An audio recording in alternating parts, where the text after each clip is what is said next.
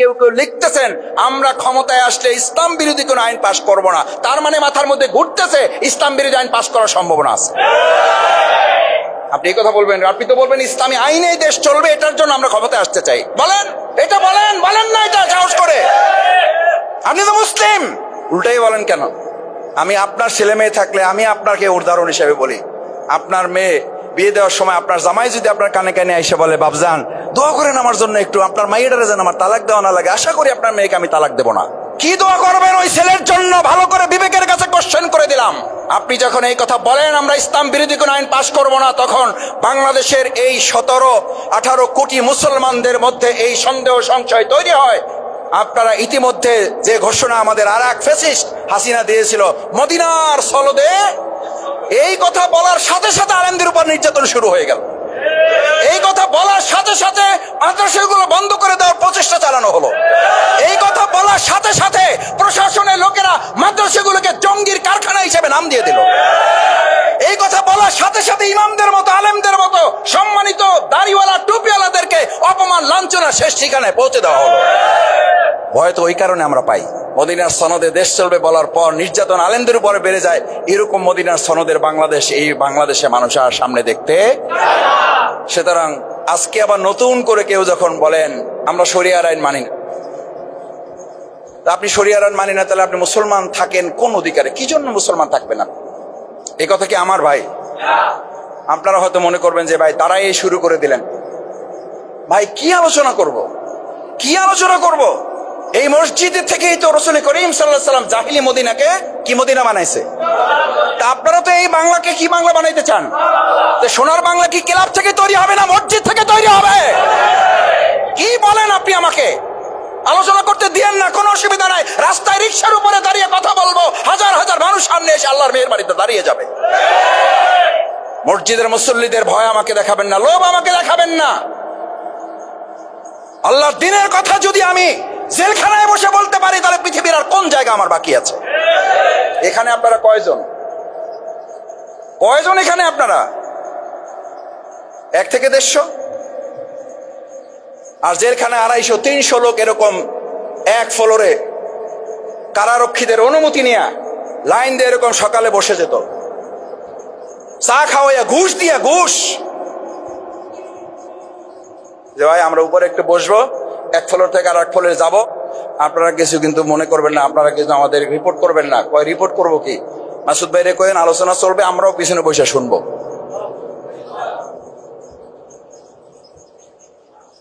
আমরাও পিছনে বসে শুনবো। কারাগারের সেলে বসে এর চেয়ে বেশি লোক, কয়েক গুণ লোক নিয়ে ওখানে আল্লাহর দ্বীনের আলোচনা করেছে। এবং ওখানে এটা বলেছে কারাগারই দিয়ে নিয়ে আসছেন, আর কোথায় নিয়ে যাবেন? কিন্তু আমাদের কেউ কেউ মনে করে শফিকুল ইসলাম মাসুদদেরকে মসজিদ থেকে বিতাড়িত করতে পারলে আর ইসলামের কথা বলার জায়গা আমাদের আল্লাহর জমিনের প্রত্যেকটা ইঞ্চি মাটি আল্লাহর দ্বীনের বিজয়ের জন্য কথা বলার জন্য মুক্ত করা আছে। কিসের ভয় দেখেন আমাদের? কোথা থেকে বের করে দেবেন? এগুলো কোনো কথা? একজন মুসলমান আর একজন মুসলমানকে বের করে দেওয়ার কথা বলতে পারে? এই কথা বললে আপনার কাছে, আমার কাছে, আমাদের কারো কাছে মনে হয় এটা রাজনৈতিক আলাপ। হ্যাঁ, রাজনৈতিক আলাপ ঠিকই তো আছে।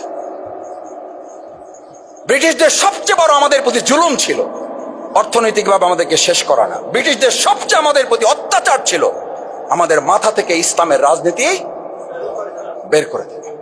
রাজনীতি এবং ইসলামকে কি করে ফেলা?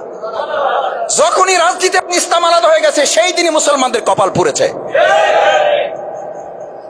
জামাতের কপাল পড়ে নাই, জামাতের কপালই নাই, পড়বে কি? পড়ছে কার কপাল? মুসলমানের কপাল। কিসের ইসলামের কপাল? আপনার আমার কপাল পড়েছে।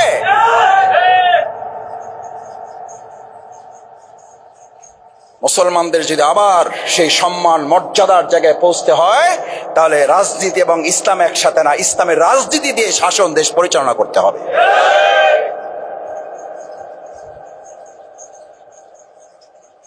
কোরআনে আল্লাহ তাআলা, আপনি নামাজের মধ্যে ইমাম সাহেব যখন পড়ে জাহিদু ফিল্লাহি হাক্কা জিহাদি, তোমরা শুধু জিহাদ করো না, হক আদায় করে করো, তখন ইমাম সাহেবের মারতে আসছেন কে কে? হাত জাগান দুজন। বেতন বন্ধ হয়েছে কোন জায়গায়? কবে চাকরি গেছে? কিন্তু যখন উনি বাংলা তর্জমা করার জন্য এটা এখানে দাঁড়ায় শফিকুল ইসলাম মাসুদ এখন যদি বলে আজকে ইমাম সাহেব মনে মনে যে তেলাওয়াত করেছেন তার মধ্যে সম্ভবত এটা থাকলে থাকতেও পারে, অথবা কোনো সময় উনি তেলাওয়াত করেছেন, আমরা হয়তো তখন ছিলাম না, অন্য মুসল্লিরা ছিল, যে তেলাওয়াতের অর্থ ছিল তোমরা আল্লাহর পথে আল্লাহর দিন বিজয়ের জন্য শুধু লড়াই করো না, হক আদায় করে করো। হক আদায় মানে কি জানেন? এই তাফসিরের ব্যাখ্যা হচ্ছে, আমার চেয়ে আমার ইমাম ভালো বলতে পারবেন। এর ব্যাখ্যা হচ্ছে পানির মধ্যে যদি কারো সাইপে ধরে, পানির মধ্যে যদি কারো সাইপে ধরে, ওখান থেকে উঠাইয়া অক্সিজেন গ্রহণ করার জন্য তার চেষ্টাটা কেমন এরকম করবে। দেখলাম চেষ্টা করে, হইলো হইলো, না হইলো নাই, আল্লাহ বর্ষে। আবার ধরছে তো আমার এক স্যার, এর লগে বেদবি করা যায়? এটা বলবেন কে কে, দেখে হাত জাগান দুজন। যে স্যার যদি কোনো ছাত্রকে পানির নিচে চাইপে ধরে, আচ্ছা আরো ইমোশনাল কথা বলি, মা যদি বাচ্চাকে গোসল করাইতে নিয়ে পানির নিচে চাইপে ধরে, তো বাচ্চা একটু বুঝদার যদি বাচ্চা হয় তাহলে সে বলবে মা পানির নিচে বেহেশত, ধরছে চাইপে, আল্লাহ ভরসা, থাইকে গেলাম, মরলে তো সোজা জান্নাতে চলে যাব। এই কথা বলার মতো সন্তান কে কে আছেন? হাত জাগান একজন। জাগান, সাহস করে, নৈতিকতার কাছে বিবেচনার প্রশ্ন করলাম, জাগান। আল্লাহ এটাকে তার ভাষায় বলেছেন হাক্কা জিহাদি। তোমাকে গোটা পৃথিবী যদি চেপে ধরে,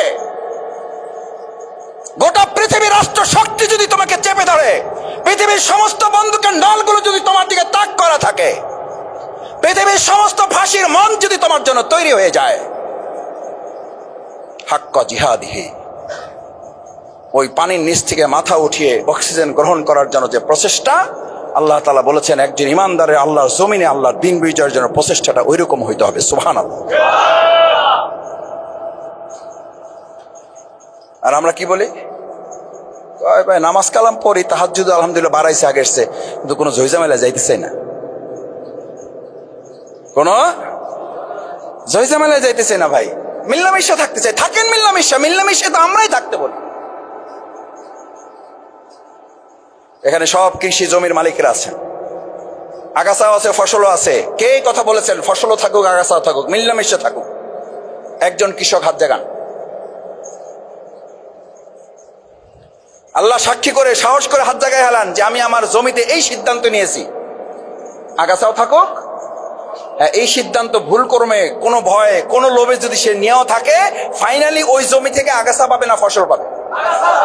আমরা আমাদের এই জমিনটাকে আল্লাহ তাআলা বলেছেন এটা একটা জমিন, আর দুনিয়া মাজরাতুল, বলেন আর দুনিয়া মাজরাতুল, এখান থেকে দুনিয়ায় জমি চাষ করলে ফসল পান, আর এখানে ইসলাম চাষ করলে পরকালে জান্নাত পাবেন। সুবহানাল্লাহ। কোনটা গুরুত্বপূর্ণ? জমি না ইসলাম? ধান না ইসলাম? কিন্তু আপনারা তো ধানটাকে গুরুত্বপূর্ণ মনে করলেন, ডাইলটাকে গুরুত্বপূর্ণ মনে করলেন, খেসারি ডাইলটাকে গুরুত্বপূর্ণ মনে করলেন।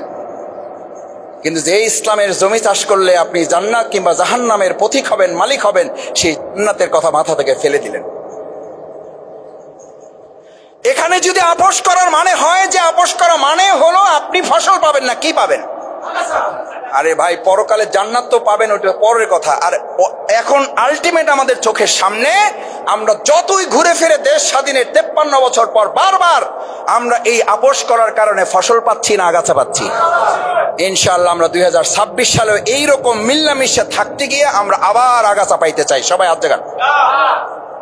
আরে ভাই জাগান না ভাই, আপনারা তো সিদ্ধান্ত নেবেন তো ভাই, আমি জানি তো। ঘুরে ফিরে তো বলবেন মাসুদ ভাই ভোটটা পৌঁছাইতে চাই না।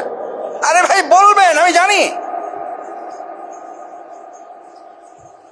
ও মাসুদ ভাই শরীরের উপর কল্লা তো কয়টা? শরীরের উপর কল্লা কয়টা? এটা আমারে বলে।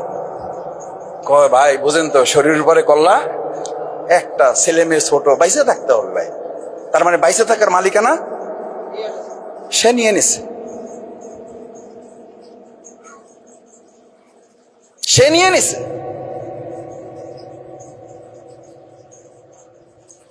অথচ আল্লাহ সুবহানাহু ওয়া তাআলা বলেন, আল্লাহ সুবহানাহু ওয়া তাআলা আল্লাহ খলাকাকা ফাসাওয়াকা ফাআদালাক, আমি তোরে সৃষ্টি করি নাই শুধু, আমি আবার তোরে মাটির সাথে মিশাবো, আবার তোরে মাটি থেকে উঠাবো। না উঠাবেন না? আবার উঠাবো। আমি সৃষ্টি করছি এই মাটি থেকে। কবরে রাখার সময় দোয়া কি পড়েন বলেন? মিনহা খলাকনাকুম, আপনাকে সৃষ্টি করে নাই, আপনি এমনি এমনি উঠছেন। আল্লাহ বলেন, আল্লাহর দোয়া, রাসূল সাল্লাল্লাহু আলাইহি ওয়াসাল্লামের দোয়া, মিনহা, কোথা থেকে সৃষ্টি হয়েছেন? মাটি থেকে সৃষ্টি হলে মাটিতে পা পড়ে না কেন? এরকম দাম্ভিক লোক এই ফুলতলার এলাকায় আছে না নাই? দেখে নেব, সবাই ফেলবো। কালকে কথা বলতে বলতে আমি মাগরিবের এক জায়গায় আলোচনা করেছি, বর্ষাকালে মারা যাওয়ার পর কারো জানাজায় হাজির হয়েছেন কিনা। আল্লাহর কি ফয়সালা। রাত 11টার সময় আমি কালকে আমাদের এক ভাইয়ের বোনের জানাজায় শরীক হওয়ার জন্য গিয়েছি, দেরি হওয়ার কারণে ওনারা আমাকে ছুটি দিয়ে দিয়েছেন যে ভাই আপনি দোয়া করেন, আপনি চলে যান, রাত হয়ে গেছে, কখন আমাদের জানাজা হবে, একটু সময় লাগবে। আমি কবরের কাছে গিয়ে দাঁড়ানোর সময় আমার চোখের পানি চলে আসছে। ওনারা বারবার কবর খোনেন আর বারবার পানি উঠে যাচ্ছে। এই কথাটাই আমি বলছিলাম যে ভাই কি অহংকার করেন, কি দিমাগ দেখান। এই বর্ষাকালে আপনি মারা যাবেন না তার গ্যারান্টি আছে? আপনার কবর খোঁড়ার আগেই দেখবেন পানিতে কোমর সমান ভরে গেছে, নাই? আমি কালকে চোখের সামনে দেখে আসছি, ভাইয়েরা তখন বক্স তৈরি করতেছে। এই বক্স তৈরি করার যাই করুক, রক্ষা আছে? সিমেন্ট দিয়ে বাধাই করলে রক্ষা আছে? কি লাভ হবে? কি লাভ হবে? কে বাঁচাবে আপনাকে? কার পিছনে ঘুরছেন আপনি? কে আর স্লোগান ধরছেন অমুক নেতার চরিত্র ফুলের মতো পবিত্র? ফজরের নামাজের আজান হলে ঘুম থেকেই ওঠে না, লুঙ্গি ঠিক নাই, তার চরিত্র ফুলের মতো। আমরা যখন বলি চলেন আলোচনাটা মসজিদে গিয়ে করি, যে বাতিজা প্যান্টটা বোধহয় ঠিক নাই, নাই এরকম নেতা আছে, ঢাকায় আছে, বাউফলে নাই। এই প্যান্ট ঠিক নাই নেতা বাউফলে আছে না নাই? আমি বারবার বলি প্যান্ট ঠিক রাখতে পারে না সে বাউফল ঠিক রাখবে কি করে? প্যান্ট পবিত্র রাখতে পারে না সে বাউফল পবিত্র রাখবে কি করে? প্যান্টের দায়িত্ব নিতে পারে না, বাউফলের দায়িত্ব নিতে পারবে? আর সেই নেতার পিছনে আপনি জীবন দিয়ে আলাইতেছেন। আমার নেতার চরিত্র ফুলের মতো পবিত্র, কোথায় পেয়েছেন? মসজিদ ইমাম, কি দুর্ভাগ্য এই মুসলমানদের। আমাদেরও দুর্ভাগ্য। এই ইমাম, আমিও একজন ক্ষুদ্র মুয়াজ্জিন, ক্ষুদ্র মুসলিম হিসাবে আমারও দুর্ভাগ্য লাগে যে হওয়ার কথা ছিল এই মসজিদের ইমাম হবে আমাদের সমাজের ইমাম, সমাজের ইমামই হবে আমাদের মসজিদের ইমাম। এটা তো সুন্নাহ। এই দাড়ির, এই টুপির, এই পাঞ্জাবির সুন্নাহ, এই রাসূল সাল্লাল্লাহু আলাইহি ওয়াসাল্লামের সুন্নাহ না এটা? রাসূল কি শুধু মসজিদে নববীর ইমাম ছিলেন, না রাষ্ট্রপতিও ছিলেন? এই সুন্নাহ তো আমাদের লাগবে না, আলহামদুলিল্লাহ। আল্লাহ আমাদের সবাইকে এখান থেকে খালাস করুন। আপনি মসজিদের ইমামের দায়িত্ব নেবেন, আর সমাজের দায়িত্বের কথা আসলে লোকেরা আমাদের বলে লোক ভালো, চালাইতে পারবে না, চালাইতে পারবে না। শফিকুল ইসলাম মাসুদ আপনি লোক ভালো, সামলাইতে পারবে না। আরে হে প্যান্ট সামলাইতে পারে না, আর আমারে কয় আমি নাকি সামলাইতে পারবো না। আগে প্যান্ট সামলাই আসেন, আগে পায়জামা সামলাই আসেন। শফিকুল ইসলাম মাসুদদের মতো সমস্ত আলেমরা, মাদ্রাসায় পড়া ছাত্ররা, আমরা শুধু মাদ্রাসার বারান্দা চালাই আসি না, আমরা বিশ্ববিদ্যালয়ের সবচেয়ে বড় বারান্দাটাও চালাইয়া তারপর এখানে এসেছি। ওখানে রাজপথের সবচেয়ে আল্লাহর পক্ষে স্লোগান দিয়ে তারপর এখানে এসেছি। আমি এই কথা এই জন্য বলি নাই আমার কৃতিত্বের জন্য, এটা মুসলমানদের দায়িত্ব। এটা আমরা কেউ কারো করু না, এটা আমাদের কারো কৃতিত্ব না, এটা আমাদের দায়িত্ব। এই মসজিদে যেমন আমাদের ইমামতি করতে হবে,